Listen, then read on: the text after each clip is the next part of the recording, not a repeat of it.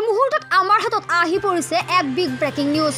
বজালিৰ ভৱানীপুৰ ৩১ নং ৰাষ্ট্ৰীয় ঘাইপথত বিটিচি পৰিষদ ৰঞ্জিত বসুমতাৰীৰ কনভয় দুৰ্ঘটনাগ্ৰস্ত। ১৪ নং চিৰাংদুৱাৰ সমষ্টিৰ পাৰিষদ ৰঞ্জিত বসুমতাৰী। উল্লেখ্য যে গুৱাহাটীৰ পৰা কোকৰাঝাৰ অভিমুখে গৈ থকাৰ অৱস্থাতে ৰাষ্ট্ৰীয় ঘাইপথত পৰি থকা মাটিত পিছলি সংঘটিত হয় এই ভয়ংকৰ পথ দুৰ্ঘটনাটোত দুগৰাকী দেহাৰক্ষী গুৰুতৰভাৱে আহত হয় আৰু উন্নত চিকিৎসাৰ বাবে বৰপেটা চিকিৎসা মহাবিদ্যালয়লৈ প্ৰেৰণ কৰা হয়। আমি পুনৰবাৰ জনাইছো বজালিৰ ভৱানীপুৰ ৩১ নং ৰাষ্ট্ৰীয় ঘাইপথত বিটিচি পৰিষদ ৰঞ্জিত বসুমতাৰীৰ কনভয় দুৰ্ঘটনাগ্ৰস্ত। আমাৰ মেইন যাবলগীয়া ঠাইটো আছিল কোকৰাঝাৰ। স্পেচিয়েলি আমাৰ কিছুমান কাম আছিলে, তাৰ কাৰণে অলপ ইমাৰ্জেঞ্চি আহিছিল। তথাপিও যি আমি হেৰিত আছিলোঁ, স্পীডত আহিছিলোঁ, সেইটো স্পীডটো এনেকৈ এক্সিডেণ্ট হ'বলগীয়া স্পীড নাছিল। ৰাস্তাত চাগে কিছুমান মানুহে অভাৰলোড মাটি আনিছিলে, যাৰ ফলত ৰাস্তাত মানে এনেকৈ মাটি ক্ৰমে পৰি আহিছিলে আৰু আমাৰ স্পৰ্ট গাড়ীখন বলেৰো মাটিত পিছল খাই পেলাই এক্সিডেণ্টটো হৈ গৈছে। কেনেকুৱা খুন ক্ষতি বা কেনেকুৱা হৈছে?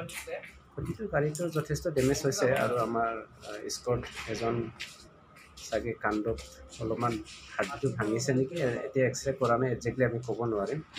আৰু কাণটো ছিগিছে অলপমান, বাকী প্ৰায়ে দুখ পাইছে। আপুনি পিছৰ গাড়ীখনত আপুনি আছে? মই পিছৰ গাড়ীখনত আছিলোঁ। মোৰ গাড়ীখনো ভাগ্যক্ৰমে বাচিছে। আমি অলপ আঁতৰত আছিলোঁ বোলে, নহ'লে এক্সিডেণ্টটো হ'লহেঁতেন। আৰু আমাৰ এক্সিডেণ্ট হোৱাৰ জাষ্ট মানে আধা ঘণ্টাৰ পাছত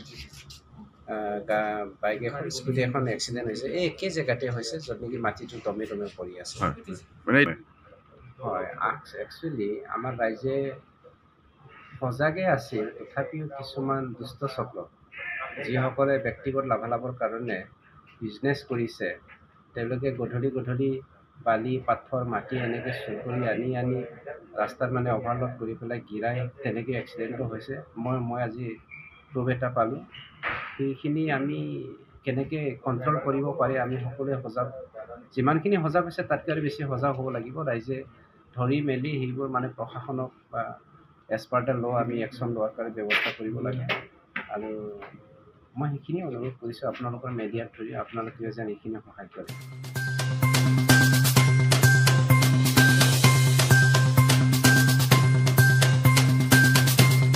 বজালিৰ পৰা প্ৰাঞ্জিত তালুকদাৰ ৰিপৰ্ট ই প্ৰাইম।